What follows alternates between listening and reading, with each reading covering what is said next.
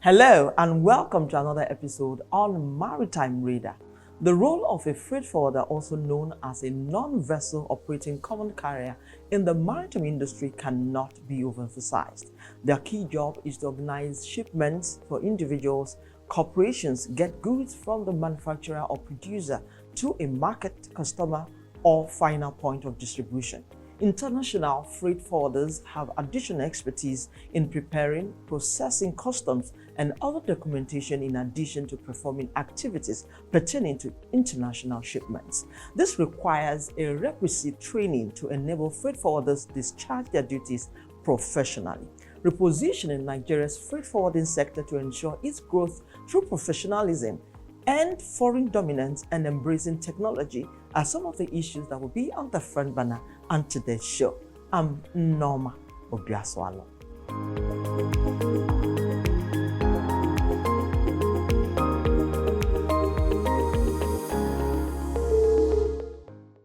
The port plays a key role in connecting nations, trades, and economies. This has profound impact on trade volume and transport cost. However, the sector is confronted with many challenges such as new standards and modernization to achieve international best practice, especially in areas of security, safety, environmental management, port operation, and services. The ever-evolving and changes in information technology, inter- and intra-regional competition, the ever-increasing size of ships, cargo handling equipment, and traffic growth, among others. Africa must have the ability to cope with such rapidly advancing realities in order to benefit from the trade opportunities. Before we get further into today's lineup on the program, let's find out the latest in maritime news.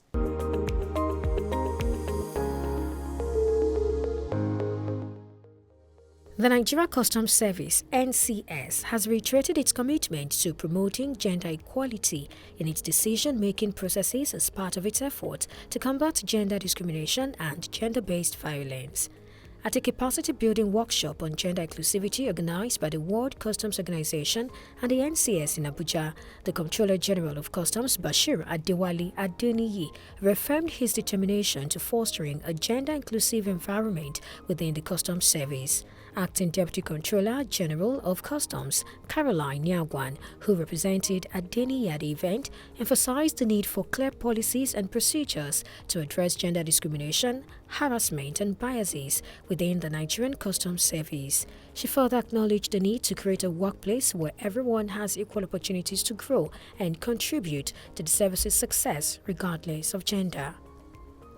The Secretary General of the International Maritime Organization, IMO, Arsenio Dominguez, says he is concerned over the rising cases of unfair treatment of seafarers. Speaking at the IMO Legal Committee meeting, Dominguez noted that there was a particular worrying geopolitical context in which recent distressing events have taken place, and that the safety and well-being of seafarers must remain of utmost importance. He also called for the release of the crews of Galaxy Leader, a car carrier seized by the Houthis in November 2023, and MSC Ari, a container ship seized by Iranian authorities earlier in April. The IMO Secretary General added that he was continuing conversations with the UN and other stakeholders over the plight of the seafarers, and it is incumbent upon the IMO to pursue every available avenue to secure their safe return to their loved ones and their livelihoods. Dominguez called on all stakeholders to continue in the efforts to return to normalcy and for ships and seafarers to continue doing their work without threats and interruptions, emphasizing that international shipping must not be targeted and used as a means of exerting pressure in geopolitical crises.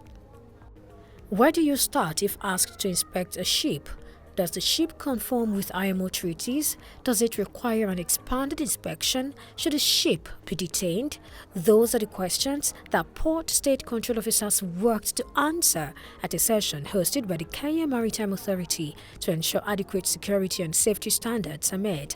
Increasing regional instability, conflict, piracy, and transnational organized crime endanger the freedom of navigation of vessels and limit investment into port infrastructure and maritime commerce. To address those challenges, the Regional Program for Maritime Security in the Red Sea area, funded by the European Union, held a series of training activities to support countries to improve port security and safety of navigation in the region. Participants from Djibouti, Somalia, Sudan, and Yemen were taken through ways to enhance capacity and knowledge about the application of control and compliance measures under the International Convention for the Safety of Life at Sea.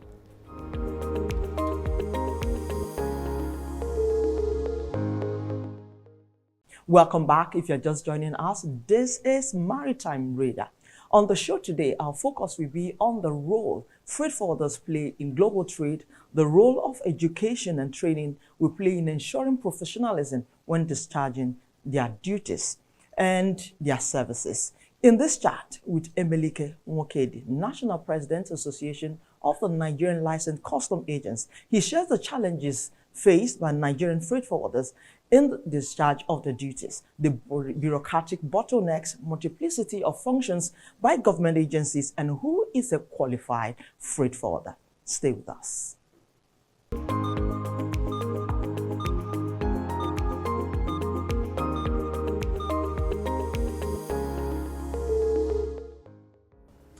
Hello, it's good to have you on the show. Thank you. You're welcome. Let's start this conversation having a background understanding of who a freight forwarder is. Who should we be looking out for in search of a freight forwarder? You should be looking out for a licensed custom agent. And a licensed custom agent is one who has gone through training, proper training, and who has passed an exam set up by Nigerian Customs Service. That is upon applying to be licensed. And of course, they will go through, after the examination, you must have an office, staff, and then vehicle, trucks to convey the goods. These are conditions you need to meet before a license is granted. This profession seems to have a cluster of quirks. And how have your association been able to address this? What's been done about training? What's been done about education to ensure professionalism in this profession? Yeah, when we talk about quacks, just like in every other profession, including law and medicine, we have quacks everywhere. There is hunger in the land. And then human beings are always driven to looking for cheap means of doing things. First, before you entrust your cargo to a man, you should know him a little bit. At least there should be an office. But when you carry your goods or your documents and go to the port and start looking for a clearing agent, of course, the tendency that you will get a quack is very possible. You understand what I mean? So a quack, if you want to avoid quack, first, you go through Association of Nigerian Licensed Custom Agents. We are the umbrella body of all licensed custom agents. If you go to our website, you will see lists and offices and phone numbers of agents. Those ones are the ones we can vouch for. So that even if from outside this country, you can go to our website and you identify them and open up a contact with them so that if anything should go wrong, you can contact us and we'll help you to sort it out. So that is one. You talk about training. Just last month, we have been having series of training in collaboration with the customs. They've conducted one in Ikeja here, training college in Ikeja, and then in Port Harcourt for the people in the south. And then the next one is in Kano for the people of north, including Abuja. Apart from that, we are members of other international organizations where trainings come up from time to time. For those that want to really improve on their performance, we encourage them to do that. And we even have means of helping them to source for visa, if possible. Okay, you're talking about ANACA that you mentioned. You became the national president sometime in September last year. So you are about 7 months old. So what have you been doing as a national president, or what vision do you have for 2024? Our vision for 2024 is still like just our first year. First of all, we have gone through some crises over a period of over 5 years now. We are trying to weld ourselves together, bring everybody on board, so that together we can drive this vision. Our vision one is, bring our people together, train them, and then restore the dignity of this profession, so that the people will really operate as professionals. So once we are able to do that and build the bridge that has been broken between us and government agencies that are working with us, this job of a clearing agent, we relate with virtually almost how many organs of government or agencies of government, from NDLA, SON, NAFDAC, then you come to custom, police, SS. So we need to tell these people, now we are one united family, and we are moving for this focus that you should cooperate with us, that together we know the role we play in the economy of the nation. We can only achieve that by coming together.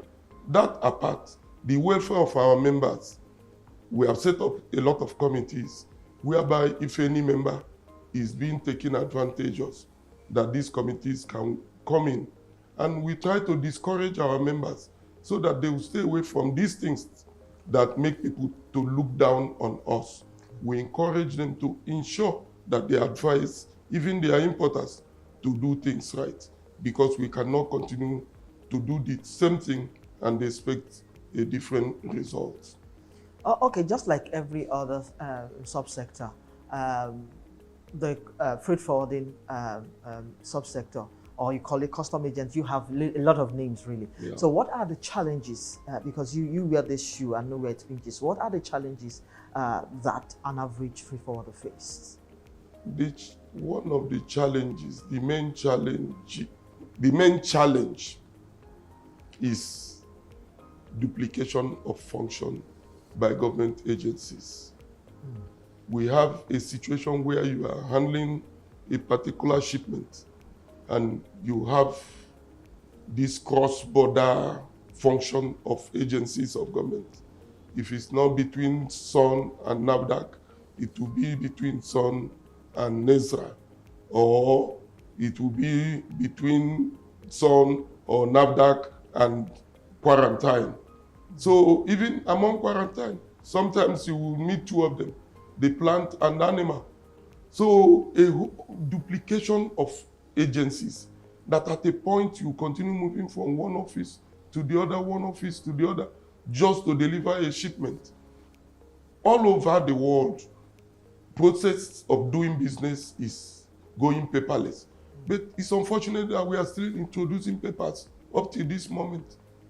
A lot of documents. By the time you see a heap of documents, after clearing one cargo, you present to the importer, you start wondering.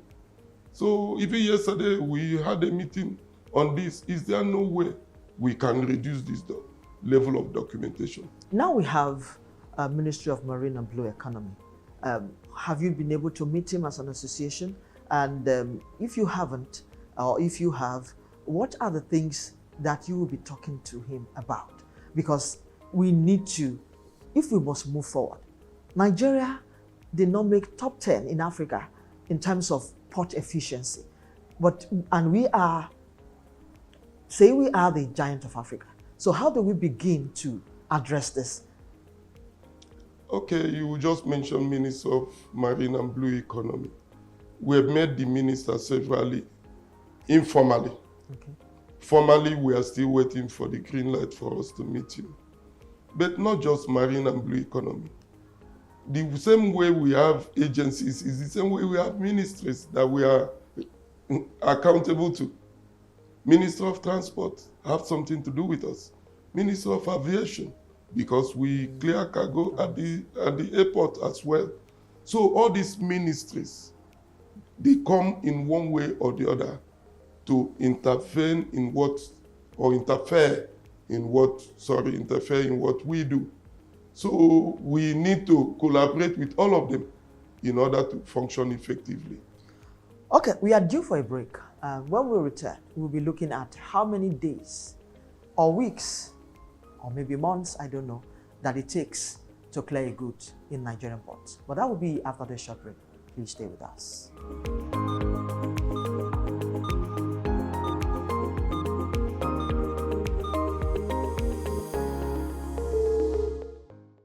Africa needs its own storytellers, people who understand the continent because they're from it. People who know that news is more than just a conversation starter, it's our stories. Because these stories run deeper than headlines and segments. It's about digging deeper to get the facts and telling the human side of every single story, not just the echoes from foreign headlines and perspectives. It's time to take back our narratives and share them in our voices. The birth of Africa's New Age reporting, and this is where it begins, right here at News Central TV, with stories that put Africa first.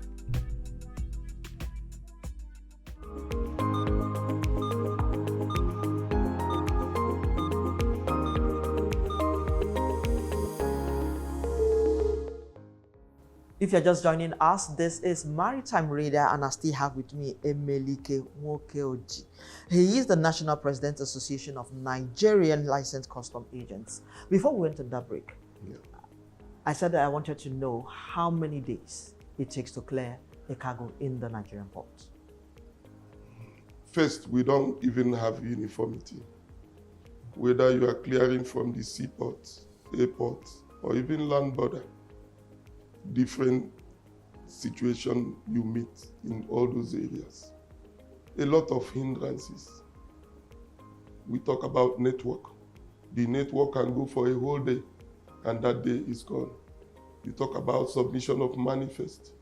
A vessel will leave the port, and in 3 days the manifest is not ready. Ordinarily, the manifest should be ready at least 7 days, 5 days before the arrival of a vessel, because we are entitled to direct delivery. You can't do that because you can clear, you are supposed to pre-clear your cargo. That's why we have pre-arrival assessment report. With all your documentation, you do your payment expecting the vessel. If you're able to tidy up that document and maybe your document is on blue line, you go on direct delivery. But no, you must wait until the vessel is here. Sometimes the vessel you will leave because of manifest. A lot of human factor, some of them deliberate, or most of them deliberate, because people want to cut corners. So it's difficult. It can take you 7 days at the border post, like Seme. It can take you 10 days in Apapa. It can take you 5 days in Lekki. It can take you another 12 days in Tinkan.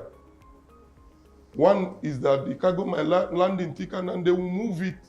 You might have 3 containers. They will move one to an inland terminal and the other 2 inside the terminal. For you to coordinate from here to that other end, it can take you another 3 days. Okay, let's begin to look at profiling solutions to this. If you are in charge of these challenges, what solutions you will be profiling as regards reducing the number of days? Because in this other African country, cargoes are cleared in less than 24 hours. So if you're in charge, what will you be doing, or what solutions will you be profiling as regards that, as regards the long time of clearing goods, as regards fixing the bureaucratic bottleneck in clearing goods, in fixing the multiplicity of functions by government agencies? The policies are good. The same policies that are not working here, they are working other places. So what's the issue? The issue is the human factor, and nobody is in charge. There's no ombudsman in the port. If you are having any issue with a particular agency, there's nowhere to report to. So people just behave the way they like. For instance, there is a law that a vessel should not be allowed to berth without submission of manifest at least 5 days before that time. But people flout it and nothing happens. Then the network fails to work for a particular day. The importer yet is charged demurrage for it, when it's not his own fault. It's not of his fault. It's not of his making. So we have a lot of factors that we need to look into. Some people should be punished for not doing the right thing. You know. So what should we begin to do now? What we should begin to do is, first, the role the average freight forwarder play should be recognized. Okay. Some of these policies, because they don't carry us along, they stay in the office and come up with policies that will never have any effect. But if we are asked for an input, when it fails, together we can share the responsibility. Okay, there are another challenges also, the influx of foreigners into the freight forwarding profession. Talk to us about that. That happens only in Nigeria. Across the border here in Cotonou, you can't do it. It's the government policy that allowed them to come. Even now, foreigners like the Chinese people, they go into retail sales. But you can't do it across the border here. I don't want to make reference to. So there must be a law to protect all this. For instance, you know, we don't own a vessel. This is abnormal. All the cargo we generate, we allow foreigners to carry it. And now they have gone a step further. As they are shipping, they will give you a condition that their man in your country will be the one to clear it for you. And if you don't do that? If you don't do that, they will give you some difficult conditions. They will give you some difficult conditions. And before you know it, is very common with the Chinese people. Before you know it, the same man you discuss with, he will pretend that he no longer understands English. You will be calling him, you will be shouting, hello, hello. He will claim he does not understand English. But their brothers are here. They will ship the cargo, pass all the bill of lading to their brothers here. You will now go to their brother, they will tell you they are the one that will clear it. Is it the issues of implementing our policies or just not following through with the policies? The policies are there, like I've said. No following through, nobody. For instance, the freight charges. They can just wake up. There is no uniformity. They can wake up today and tell you the freight charge is this amount. If you want to ship, you must pay it. Yeah, but because you don't own your own vessel. But that challenge also happened recently with the Nigerian Shippers Council, but they've been able to bow to the pressure that came. So how did you see that? How did they pressure on what? On the hike on haulage cost. That was local haulage cost. Okay. Which ordinarily, I don't know why they should dab into that. A man in Oshodi owns 1 or 2 trucks. Why should you control him on how much he should charge? Okay, so that's why they were able to. Yes. So are you saying that these agencies sometimes they don't even understand their role or their functions? They are going for what I would consider the low-hanging fruits. The major issue is you should protect the shipper from exploitation by foreigners. How much are they doing that? Not to come and start talking about, anybody can go to the road and get a truck to carry his cargo. What is your business with? Even as clearing agents, it's not our responsibility per se. Mine is to do the clearance. If you own a truck of your own, will I stop you from, you give me the particulars, you use it to come and carry your goods. Unless you now ask me to help you get a truck. So I can't even control the importer, that I must be the one to load it. So why should Shippers Council be the one to do that? The seeming hopeless situation that it looks, do you think it could be redeemed? Yeah, of course, I have very strong hope in this country. It's just for the one good head there. And I think we are almost maybe we are moving slowly, making progress slowly. One good head there, let people be punished, let people be sanctioned for not carrying out their responsibility, and things will change. But where people just sit and, for instance, can't we reason about bringing some businessmen in this country to get a vessel? And a simple government letter that 20-30 minutes percentage of cargo being generated in this country must be handled by a Nigerian liner. Even if it's only China, until their vessel is loaded, no other one will move.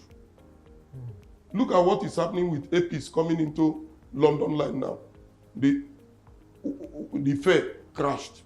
But we are at the mercy of international organizations. Sometimes they will carry a container to where you don't know and dump it there until they were able to, consolidate well enough to bring it here.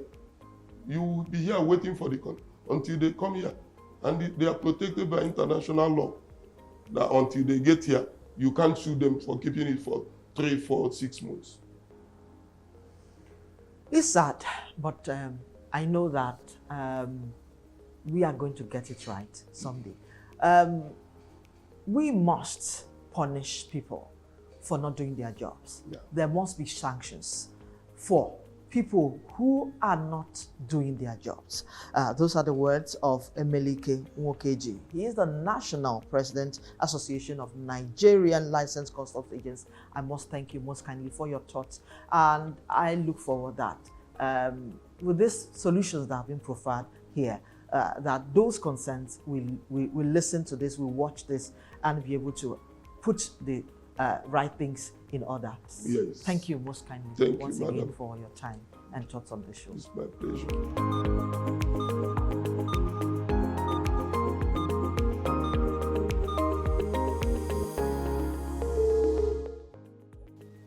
And that's our show this week. I hope that who is a free further question has been addressed, and you know what to look out for the next time you need a clearing agent. Join us every week on Maritime Radar as we explore potentials that will ensure the development of the maritime sector in Africa. You can also expect the latest in global and local maritime news plus industry insights right here. I'm Norma Obiaswalo. Thank you for your time today, and see you again next week.